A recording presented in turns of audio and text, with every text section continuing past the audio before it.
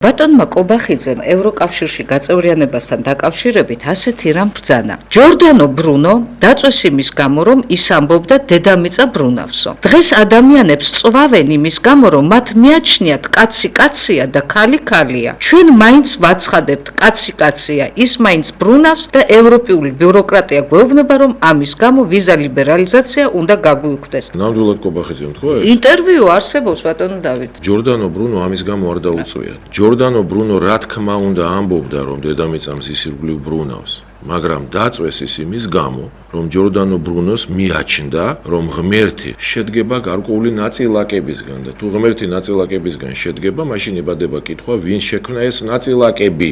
ანუ ღმერთიც ქმნილებაა და სწორედ აი ამ თეორიის გამო, რომელსაც ქადაგებდა ჯორდანო ბრუნო, საბოლოო ჯამში ის დაიწვა. ახლა მეორე თემაზე გადავიდეთ. ნამდვილად იყო პერიოდი, როდესაც საქართველოსგან და არა მარტო საქართველოსგან, პოლონეთისგან და სხვა ქვეყნებისგანაც ითხოვდნენ აი ამ LGBT თემებთან დაკავშირებულ საკითხებს, მაგრამ როგორც კი ტრამპი გახდა პრეზიდენტი, მან პირველმა თქვა, დამთავრდა კაცი კაცია, ქალი ქალია და ამ კუთხით ყველანაირი ზეწოლა, ამ კუთხითაც და ქრისტიანობასთან ძოლის კუთხითაც შეწყდა. ეს თემა დაამარცხა ტრამპმა. სხვათაშორის პოლონეთმა არაფერი არ დათმო მთელი ამ წლების განმავლობაში. ევროკავშირის წევრიც გახდა და ერთი მისხალი არ დაუთმია ამ კუთხით არაფერი. და არც არაფერი არ მოხდა. ანუ ევროკავშირის წევრობას ეს არ უშლიდა ხელს არც მაშინ. პოლონეთი ხო გახდა ევროკავშირის წევრი მაშინ, როცა იყო ეს LGBT მოთხოვნები, მაგრამ არაფერი არ დაუთმია. ანუ ჩვენ რომ არა ვართ წევრები, ეს ამის ბრალი არაა. და ეხლა თემა საერთოდ მოკლა ტრამპმა ეს თემა და არა ბატონი კობახიძის თავრობამ. დღეს თემა მკვდარია, არავინ არავისგან აღარაფერს არ ითხოვს. ეს არ ნიშნავს, რომ არ არის ხალხი, ვინც ამას ითხოვს. არის პოლიტიკოსებიც, ვინც ამას ითხოვენ.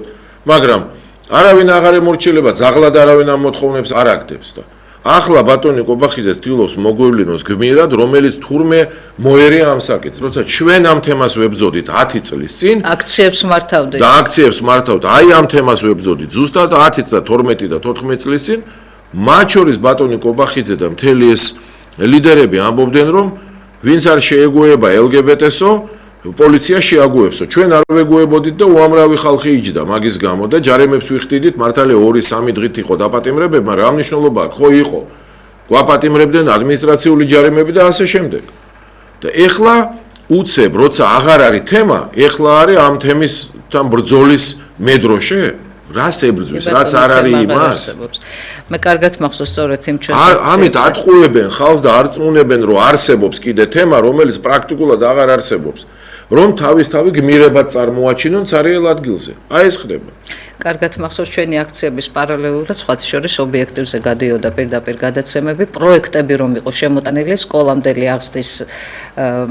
სკოლამდელი ასაკის ბავშვებს, როგორ აიძულებდნენ ამ პროექტებში მონაწილეობას და გოგოს ბიჭის ტანსატანის ამოსაცმოდნენ ბიჭს გოგოსი და ეს ყველაფერი წახალისებული იყო ამ ხელისუფლების და ამ განათლების სისტემის მხრიდან სწორედაც.